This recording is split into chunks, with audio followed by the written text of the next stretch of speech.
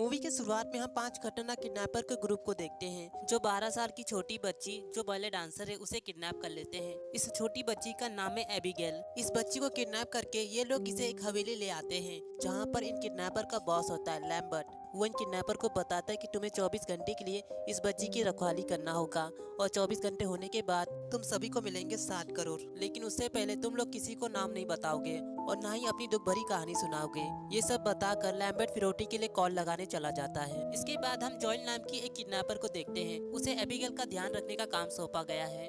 वो जाती है एबिगेल के कमरे में। इन लोगों ने जो उसे दवाई इंजेक्ट की थी उसकी वजह से वो अभी भी बेहोश होती है, पर थोड़ी देर बाद उसे होश आ जाता है। जॉयल इसे समझाती कि तुम्हें डरने की जरूरत नहीं है, फिरौती के पैसे मिलते ही हम तुम्हें छोड़ देंगे।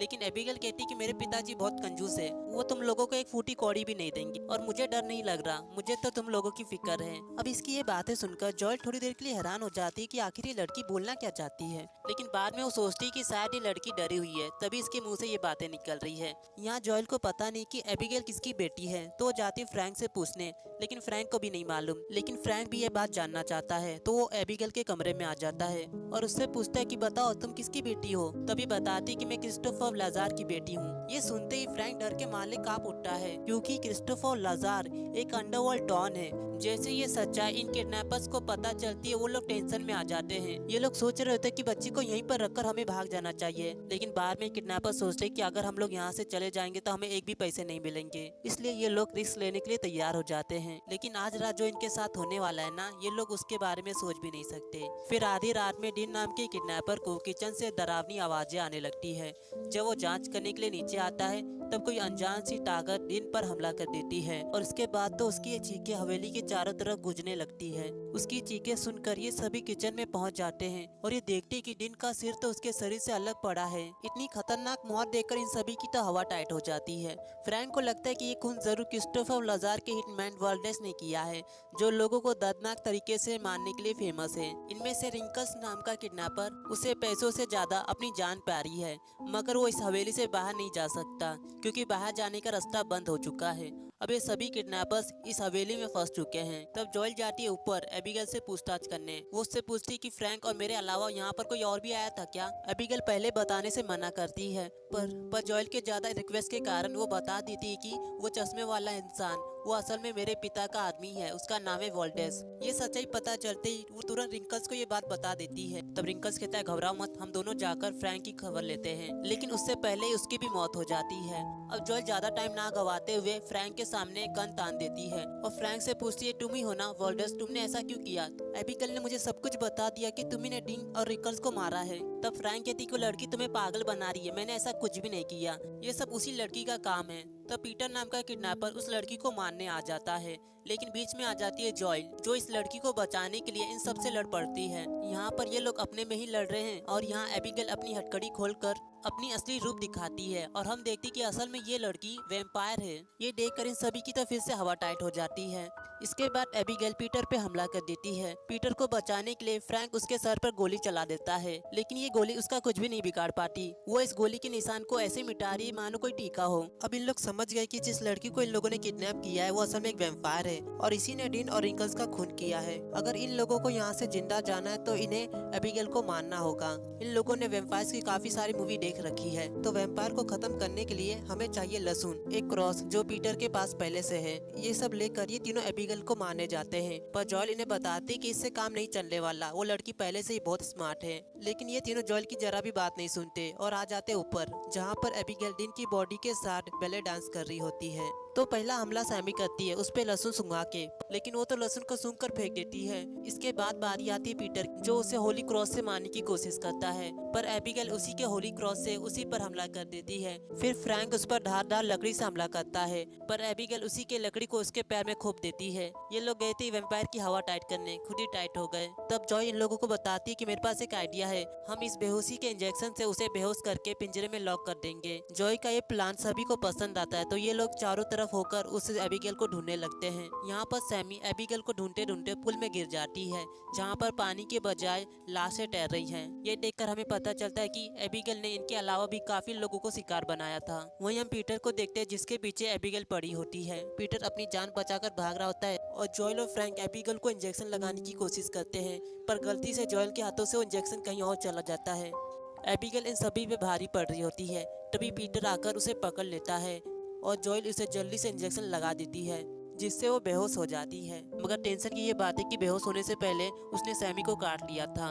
खैर इस बात को ये लोग ज्यादा सीरियसली नहीं लेते। फिर इसके बाद ये लोग एबिगेल को एक पिंजरे में कैद कर देते हैं। यहाँ पर एबिगेल इससे पूछती कि तुमने मुझे काट लिया है, क्या मैं भी तुम्हारी तरह वैम्पायर बन जाऊंगी? लेकिन एबिगेल इसका कोई भी जवाब नहीं देती। इसके बाद फ्रैंक एबिगेल से माफी मांगते हुए कहता है कि हमें माफ कर दो, हमें नहीं पता था कि तुम एक वैम्पायर हो, अगर पता होता तो तुम्हें कभी नहीं किडनैप करते। तब एबिगेल हंसते हुए कहती है, तुम लोग ना कितने नादान हो, तुम्हें क्या लगा तुम लोग मुझे किडनैप किए हो? नहीं, लैम्बर्ट जिसे तुम बहुत समझ रहे हो ना, वो असल में मेरे लिए काम करता है और मैंने तुम लोगों को इसलिए चुना क्योंकि तुम लोगों ने मेरे पिता को नुकसान पहुंचाने की कोशिश की थी, और दूसरी वजह ये कि मुझे तुम लोगों को मारने में बहुत मजा आता है। यहाँ एबिगेल इन लोगों को ऑफर देती कि अगर तुम लोगों ने मुझे पिंजरे से निकाला तो मैं किसी एक को जाने दूंगी। अब पीटर को तो यहाँ से कैसे भी निकलना है, तो वो जाता है पिंजरा खोलने, लेकिन उससे पहले कुछ कर पाता जॉयल उसके शरीर में गोली मारकर उसे जख्मी कर देती है। पर यहाँ एबिगेल अपने ही हाथों से पिंजरे का दरवाजा तोड़ देती है और जाकर तुरंत फ्रैंक पे हमला करती है, पर उससे पहले ही जॉय उसे सूरज की रोशनी दिखा देती है। जैसे ही उसका हाथ सूरज के कॉन्ट्रैक्ट में आता है वो ब्लास्ट हो जाता है, पर बाद में हम देखते हैं कि उसका हाथ रीजनरेट भी हो रहा है। अब ये तीनों लाइब्रेरी रूम में आ जाते हैं, जहाँ पर इन सभी के मन में डर होता है कि क्या ये लोग यहाँ से जिंदा भी बचकर जा पाएंगे।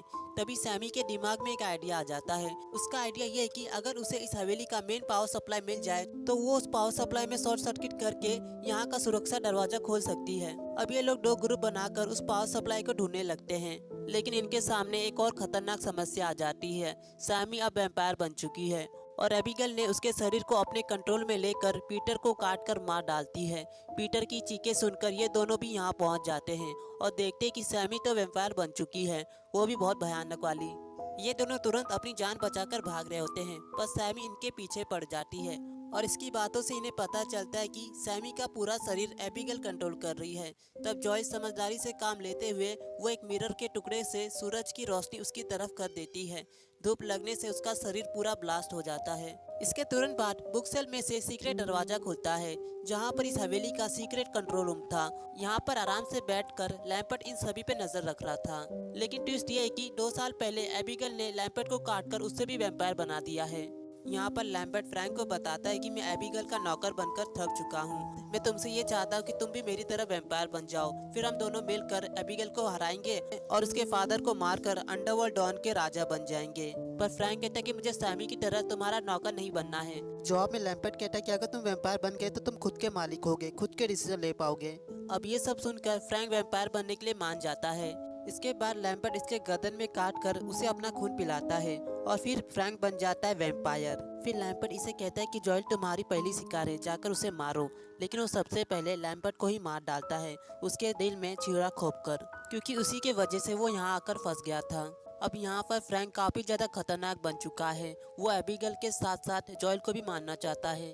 तभी यहाँ एबिगेल पहुंचकर तुरंत फ्रैंक पे हमला करती है। तब फ्रैंक भी उसके गर्दन पे जोरदार काट कर उसे बेहोश कर देता है। फिर वो आता है जॉयल के पास उसे मारने, लेकिन उससे पहले वो जॉयल को काफी ज्यादा टॉर्चर कर रहा होता है। पर तभी जॉयल को बचाने के लिए एबिगेल आ जाती है, जो उसे बताती है कि मुझे फ्रैंक को मारने के लिए तुम्हारी जरूरत है। इसके बाद ये दोनों मिलकर फ्रैंक पे अटैक करते हैं, लेकिन इन दोनों के सामने फ्रैंक काफी ज्यादा ताकतवर होता है। वो फिर से एबिगेल को काटता है और जॉयल के गर्दन पे काट कर उसे वैम्पायर बना देता है। फिर वो जॉयल को कहता है जाओ एबिगेल को मारो।